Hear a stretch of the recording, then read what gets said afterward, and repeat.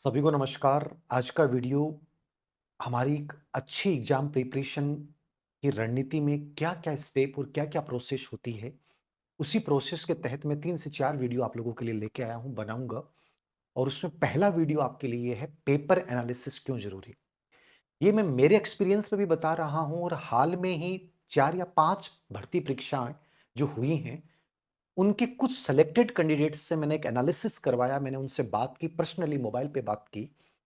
तो मुझे बहुत कुछ उनसे भी सीखने को मिला और चूंकि मैंने खुद भी इसको फॉलो किया है तो मुझे लगा कि मैं आपको ये 3 से 4 वीडियो के माध्यम से पूरा बताऊं कि सच में चीजें क्या होती हैं जो गलतियां अपन लोग करते हैं और अपन सोच लेते हैं कि सर क्या है। आप एक चीज तो हमेशा नोट करना, जब भी आपका कोई रिजल्ट आता है और उस रिजल्ट का जो टॉपर बच्चा होता है, फर्स्ट सेकंड थर्ड रैंक वाला, उसका एक रिकॉर्ड देखना, ट्रैक रिकॉर्ड। तो आप देखेंगे कि उससे पहले उसने 3 परीक्षाएं दी, उससे पहले वाली परीक्षा में वो 5 नंबर से रहा, एक में नॉर्मलाइजेशन की वजह से रह गया, एक -0.42 से रहा। ऐसा आपको रिकॉर्ड मिलेगा। अमूमन आप क्या होता है कि नकारात्मक हो जाते हैं कि सर मेरे तो इतने नंबर कम है, पास जाके हार गया, अब कुछ नहीं बचा। जो पास जाके हारता है वो हारता कभी नहीं है। वो याद रखना एक बहुत बड़ी जीत के लिए तैयार हो गया है और वो बच्चा अगली भर्ती या उससे अगली भर्ती में टॉप करके जाएगा। ये हमेशा नोट कर लेना, हमेशा यही होता है। तो इसका रीजन क्या होता है? और उसमें जो पहली कड़ी है, जो सबसे महत्वपूर्ण कड़ी है, वो है पेपर एनालिसिस, पेपर विश्लेषण। यदि ये आपको करना आता है तो आप ये मान के चलिए कि उस एग्जाम को देने के लिए तैयार हैं। आप में से कई बच्चे पूछते हैं सर केवीएस एनवीएस दे कि नहीं, ये भर्ती दे कि नहीं दे।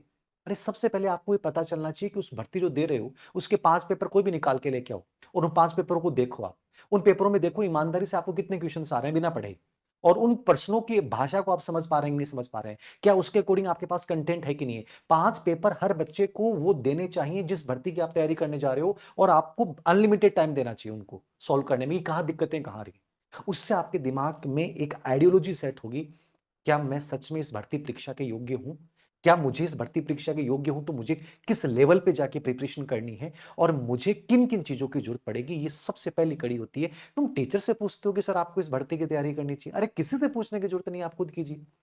मैं 2010 में जब स्कूल लेक्चर, मेरा सेकंड पेपर था, और उस समय, आज तो चलो मैं इनसाइट दे रहा हूं आप लोगों को मोटिवेशन के माध्यम से, वीडियो के माध्यम से, मुझे एक बंदे ने नहीं बताई, लेकिन मेरे पता नहीं दिमाग में क्या था कि मैं जैसे ही पेपर देके घर पहुंचा, मम्मी ने कहा कि खाना खा ले, मैंने कहा नहीं।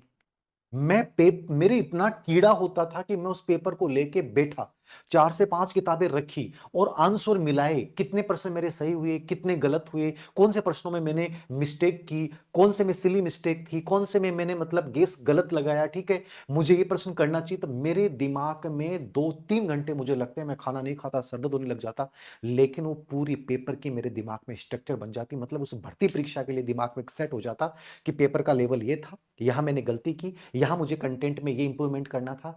कभी भी ये नहीं होता, आप में से कई बच्चों की बातें सुनता हूं, सर पेपर दे देते हैं उसके बाद हम अगला काम करना शुरू कर देते हैं, कभी नहीं करना। यदि आप तुरंत आके पेपर का एनालिसिस नहीं कर रहे हो, इसका मतलब तुम्हारे अंदर नौकरी की भूख नहीं है, सच में नहीं है। तुम ऐसे कैसे वेट कर सकते हो कि सर रिजल्ट आएगा, देख क्यों, रिजल्ट क्यों आएगा, आपको पता तो चलना चाहिए। आप नीट आईआईटी के बच्चों का जो पैटर्न देखना, पढ़ने का तरीका देखना, जो कोचिंग में करवाती हैं, वो यही तो सबसे इंपॉर्टेंट है। पढ़ाई तो सभी कर रहे हैं, एनालिसिस करने की योग्यता यदि आप में डेवलप नहीं हुई है, तो आप मैदान में कितना भी पढ़ लेना, कितनी भी किताबें ले आना, कोई मतलब भी नहीं। ये चीजें जो आपको बताएगी कैसे क्या करना है। तो आज के इस वीडियो के माध्यम से आप जानिए कि पेपर एनालिसिस गेम चेंजर क्यों है और हमें किस प्रकार से इसको करना चाहिए। जो टिप्स मैं आपको बता रहा हूं, इसको सुनिएगा मत, इसको 100% अपने जीवन में लेके आइएगा। ये मैं कह सकता हूं 2 से 3 महीने फॉलो कर लिया तो आपको एक बड़े मेजर चेंज आपके अंदर दिखेंगे। सबसे पहली चीज, 3 स्टेज होती है पेपर एनालिसिस में जो आपको करना होता है। आप जैसे आपने पेपर दिया, आप ये देखें कि उस पेपर में आपने टाइम कितना दिया, रियल टाइम कितना दिया, कितने टाइम में आपने वो प्रश्न सोल्व किए, क्या टाइम कम पड़ा कि ज्यादा पड़ा। नंबर 2, आप 3 स्टेज है, पहला टाइम वाला, दूसरा आप अपने आप का खुद मेजरमेंट करें। खुद मेजरमेंट मतलब आप स्ट्रिक्टली मार्क करें अपने आप को, मतलब कि मैं सच में क्या वास्तव में योग्य हूं कि नहीं हूं, या मेरे अंदर क्या कमी रही है। आप अमूमन क्या होता है कि आप टेस्ट देते हो, यार मेरे सर ये रहा लेकिन मैं कर लूंगा, नहीं, ये सच में मेरी प्रॉब्लम्स रही हैं और मैं सच में अच्छा नहीं कर पाया। अपने आप को जब जजमेंट दो ना, तो वो स्ट्रिक्टली दो कि हाँ मैं यहां कमजोर रहा हूं, इस पार्ट में मुझे ध्यान देने की जरूरत है। तो अपना जो मार्क करो ना, वो स्ट्रिक्टली करो।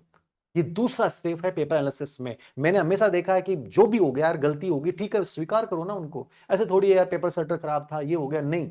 चाहे 10% डिलीट हो जाए, होते हैं, गलती है उनकी, लेकिन फिर भी आप अपनी कमी मानो कि मैं 20% ज्यादा क्यों नहीं कर पाया, मैं यहां रिस्क क्यों नहीं ले पाया। ये चीज देखिए ना आप। और तीसरा सबसे इंपॉर्टेंट है डीप एनालिसिस।